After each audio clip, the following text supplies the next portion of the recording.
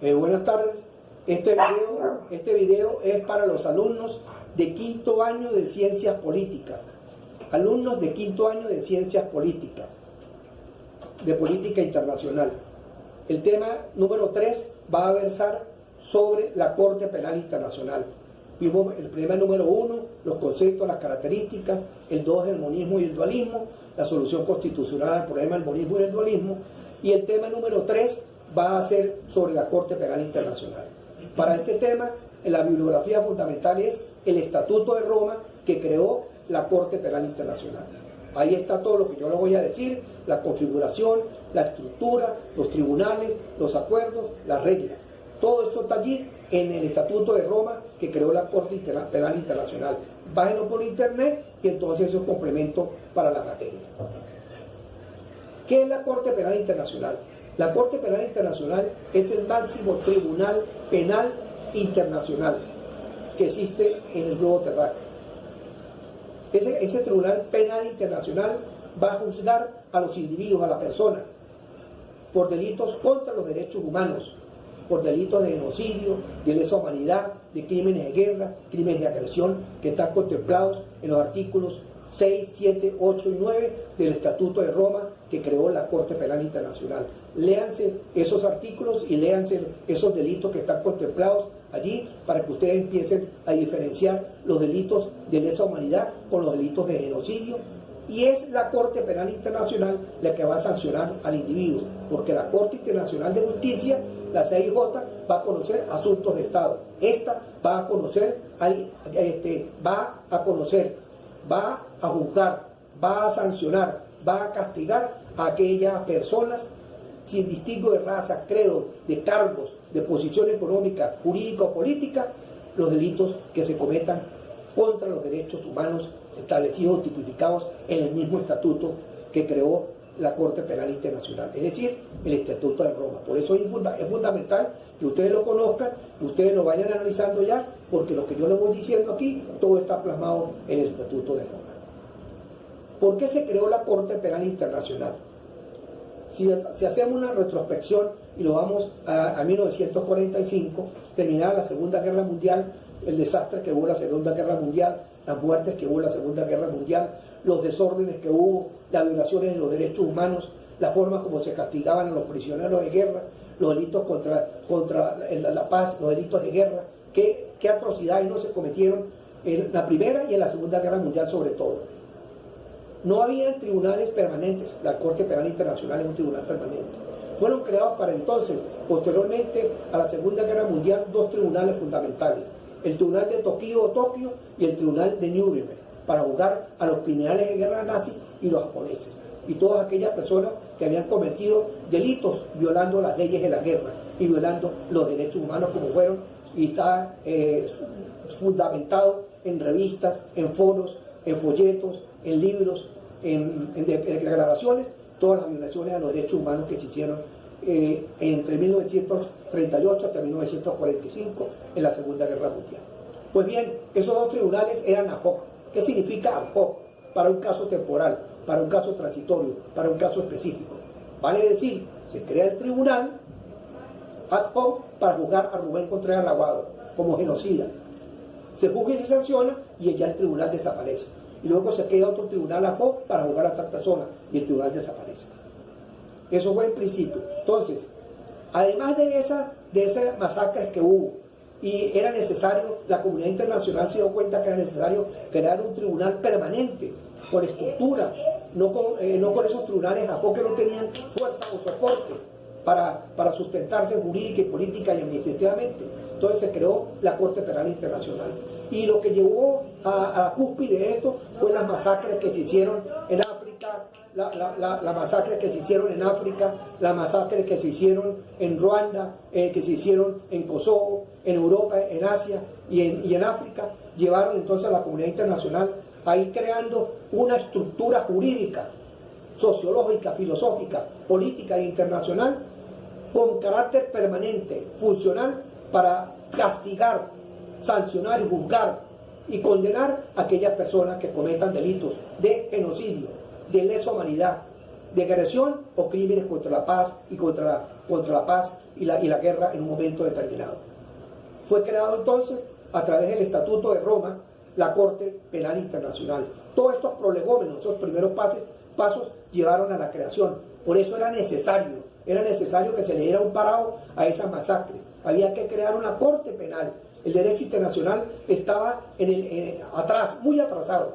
No había una corte que juzgara al individuo, no existían. Y entonces los delitos quedaban impunes.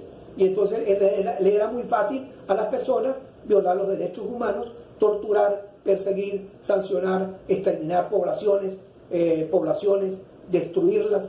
Es decir, utilizar métodos contra la natura con la finalidad de lograr un poderío jurídico, un poderío político y entronizarzarse en el poder, como lo hicieron la mayoría de los genocidas de África y de Kosovo. Entonces, por eso fue creada la Corte Penal Internacional, base fundamental del derecho internacional público. Y esa Corte Penal Internacional tiene su propia estructura, es permanente, no se lo olvide, tiene permanencia, tiene una estructura política, funcional y administrativa. Tiene sus cortes preliminares,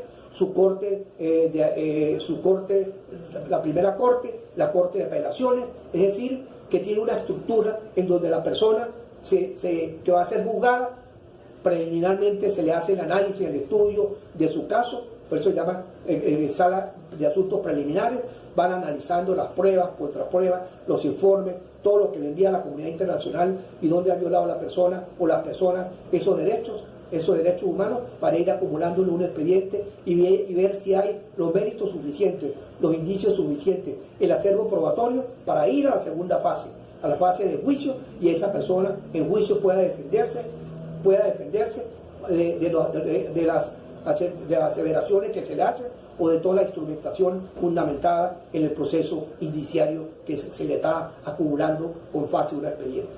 Y también tiene la Corte de Apelaciones. La persona que se vea perjudicada por el fallo puede fácilmente acudir a apelar la decisión cuando no esté contento, no esté de acuerdo que la decisión que emanó de esa Corte Penal Internacional, que tiene sus jueces, que tiene sus fiscales, que tiene su fase instructora complementaria, pueda entonces revisar la sentencia, porque él pueda creer que fue condenatoria y para él puede ser absolutorio.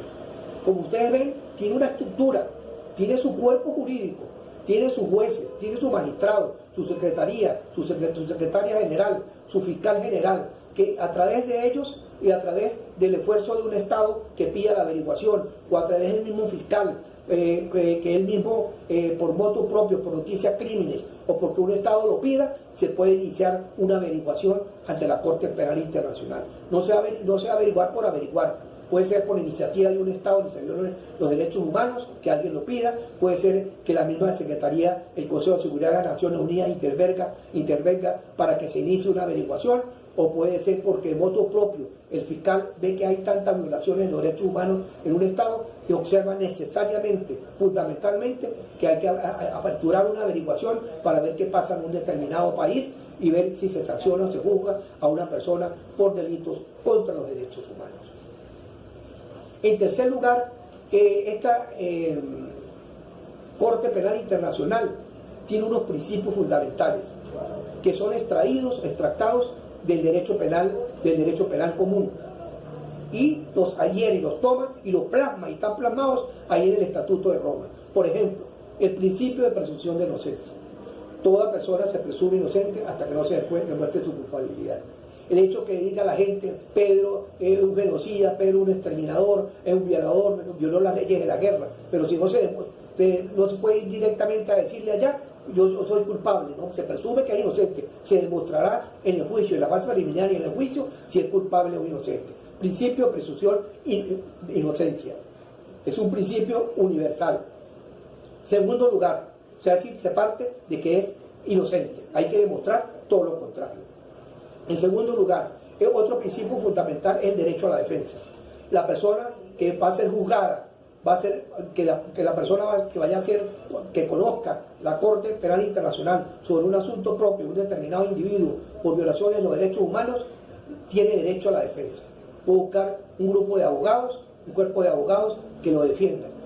que lo defiendan, que establezcan los argumentos jurídicos necesarios y armen el arquetipo jurídico para desbaratar la estructura filosófica, política y jurídica que pueda tener en un momento determinado el fiscal y los jueces para acusar a una persona. Entonces tiene derecho a la defensa también. No es que va a ir a un juicio sin tener un abogado, un grupo de abogados que puedan actuar por él. En tercer lugar, otro principio fundamental que acoge la Corte Penal Internacional es nulo crimen, nulo pena sine ley. No hay crimen, no hay delito si no está sancionado en la ley. No puede sancionarse, castigarse a una persona si el delito no está tipificado en el Estatuto de Roma. No puede un juez o un fiscal inventar el delito para sancionar, por ejemplo, a Rubén Contreras por un delito contra los derechos humanos. Tiene que estar tipificado, por eso les digo, lean el artículo 6, 7, 8 y 9. Son los delitos de genocidio, de lesa humanidad, de agresión y crímenes de guerra. Allí están tipificados esos delitos, son múltiples delitos: tortura, violaciones, persecuciones, exterminio en masas. Por ejemplo, el genocidio, los delitos de lesa humanidad se distinguen del genocidio, en que el delito de lesa humanidad es sistematizado, es planificado. Voy a destruir una zona, voy a destruir una población, y se planifica, se sistematiza y se hace en una fecha y una hora determinada. Se destruye una población por raza, credo, etnia, lo que sea, y se planifica. Lo mismo que ustedes pueden buscar el genocidio, lo que está en el genocidio, los delitos de genocidio, la esclavitud, la trata de blancas, la persecución, las torturas, y están los delitos contra las leyes y violaciones de la guerra. Cuando se violan las leyes de la guerra, los que caen en combate respecto al derecho internacional público son personas, son prisioneros de guerra. Así son concebidos en el derecho internacional público. Prisioneros de guerra, no son animales. No son animales ni son lugares o depósitos. Las cárceles no son lugares o depósitos de animales, son personas. Entonces, esas personas necesitan ser vigiladas, custodiadas y tratadas como seres humanos, no como animales. Entonces, esos son delitos que se cometen por los crímenes de guerra. Se violan las leyes de la guerra, que no permiten las torturas, las violaciones, extraer el testimonio, es decir, utilizar los métodos contra natura para violentar en un momento determinado, solapadamente, en razón de la guerra, los derechos humanos de una persona. Otro principio fundamental es la complementariedad. Ojo con lo que voy a decir. La Corte Penal Internacional no suple al derecho interno de los estados. O sea, no suple al derecho interno de los estados, lo complementa. La Corte Penal Internacional, ojo, lo que le estoy diciendo, actúa cuando el Estado, el derecho interno estatal, no actúa, no hace nada, hace caso omiso a la violación de derechos humanos. Entonces, cuando el Estado no actúa ni por acción ni por omisión, ¿a quién le corresponde actuar? Entra a conocer el derecho internacional público, entra a conocer la norma internacional, entra a conocer el Estatuto de Roma. ¿Para qué? Para entonces entrar de fondo y analizar las razones de hecho y de derecho de por qué esa persona viola los derechos humanos, si hay que sancionarla, si hay que castigarla o no hay que castigarla. Esto es importante que lo sepan. No suple al derecho interno, lo complementa, lo ayuda, lo auxilia, lo oxigena y lo hace eficaz y eficiente en la esfera del derecho internacional público. Otro principio fundamental, que también es base de eso, es que la sanción o el castigo máximo son 30 años. Aquí no hay cadena perpetua, ni hay pena de muerte por razones obvias. La Corte Penal Internacional no puede establecer la pena de muerte cuando estamos hablando de violaciones de derechos humanos. Sería contraproducente o contra la misma naturaleza jurídica y política del Estatuto de Roma, que por muy genocida, por muy violador de los derechos humanos una persona, se le aplique la pena capital o la pena de muerte. En lo máximo son 30 años y puede agregarse otro más de acuerdo con la gravedad del caso. Puede también haber decomiso o comiso de bienes. Se le quitan los bienes a la persona, se le sanciona, pero la pena mayor son 30 años. Y eso va a depender, la sanción o la pena, va a depender del cúmulo probatorio, de qué se lleve al acervo probatorio, qué se le lleva al fiscal para analizarlo, para llevarlo a juicio, para demostrar en juicio si una persona ha cometido delitos de genocidio, delitos de lesa humanidad, crimen contra la paz, crímenes de guerra o crímenes de agresión, si los ha cometido y cómo los ha cometido. Grosso modo, ese es el tema número 3, es la Corte Penal Internacional. Ustedes tienen que ampliarlo buscando el estatuto de la Corte Penal Internacional, pero tienen que tener clave qué es la Corte Penal Internacional, para qué sirve, para qué fue creada, los delitos, no se lo olviden, busquen el artículo 6, 7, 8 y 9, hay aparentemente como 60 o 50 delitos que son los que juzga el derecho internacional público a través de la Corte Penal Internacional. Por eso es que el fiscal no puede crear nuevos delitos. El principio de nullo crimen, nullo penam sine lege es propio y se aplica directamente al campo del derecho internacional público. Si no está en el estatuto, si no está tipificado, si no está escrito el delito como tal, el fiscal no lo puede inventar, ni el juez tampoco puede saberlo, ni el juez puede disponer sobre eso. ¿Cuál es la preocupación? Que hay países que no firmaron el estatuto de la Corte Penal Internacional. Israel, Cuba, Estados Unidos, China, Rusia. Como ustedes ven, muchos países que violan los derechos humanos y otros países europeos no firmaron el Estatuto de Roma que creó la Corte Penal Internacional para que sus ciudadanos no queden sumidos en la esfera de la Corte Penal Internacional, sino que los va a sancionar su derecho interno. Y vamos a ver en realidad si ese derecho interno los va a sancionar. Entonces los estados poderosos, los que están acostumbrados a violar derechos humanos, no ratificaron. Firmaron en primer lugar el estatuto cuando se hizo el acuerdo previo para la creación del estatuto, pero cuando fueron a firmar definitivamente los protocolos conclusivos de la Corte Penal Internacional, no lo firmaron porque no quieren que lo juzgue el derecho internacional, sino el mismo derecho interno.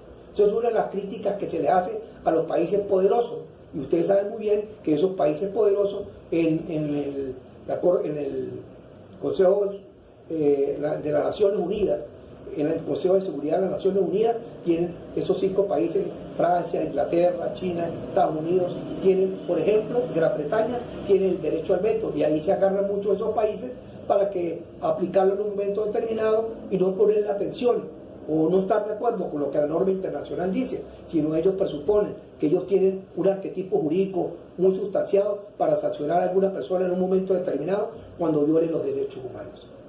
Y lo otro que se le puede criticar es que es muy lento el proceso. Fíjense, por ejemplo, en el caso venezolano, hay un expediente abierto para muchos funcionarios venezolanos por violación de los derechos humanos. Están desde el 2014, estamos en el 2020 y todavía no se ha sustanciado, no ha salido de la fase preliminar para continuar la segunda fase, para ver si en realidad hay méritos suficientes para continuar la averiguación o cerrar la averiguación. Es muy lento, tardío, las averiguaciones son muy tortuosas y cae en la eficacia y cae en la rutina, y por eso no es efectivo la Corte Penal Internacional, porque no es rápida, no es expedita, y eso no es fundamental porque los derechos humanos no esperan. Los derechos humanos, la violación de los derechos humanos y el violador de los derechos humanos deben ser sancionados prontamente. Y como la Corte es permanente, en cualquier momento puede ser juzgado y sancionado. Hay que recordar que los delitos establecidos en el artículo 6, 7, 8 y 9 no prescriben. Los delitos contra los derechos humanos son imprescriptibles. La persona puede cometer un delito hoy y puede ser hecha presa dentro de 30 años. ¿Por qué? Porque el delito se cometió y la pena continúa y será juzgado y sancionado. Eso es un avance fundamental en el campo del derecho internacional público, la imprescriptibilidad del delito como base fundamental de la norma internacional. Con esto, queridos alumnos de 5º año de Ciencias Políticas, de Política Internacional, concluimos el tema número 3, que es la Corte Penal Internacional. Cualquier duda, por favor, a través de la vía del WhatsApp, me llaman y yo les aclaro el tema número 3. Busquen como complemento, reitero por tercera vez, el Estatuto de Roma que creó la Corte Penal Internacional para que tengan una visión holística más global de lo que es las fases del proceso de la Corte Penal Internacional. Muchas gracias.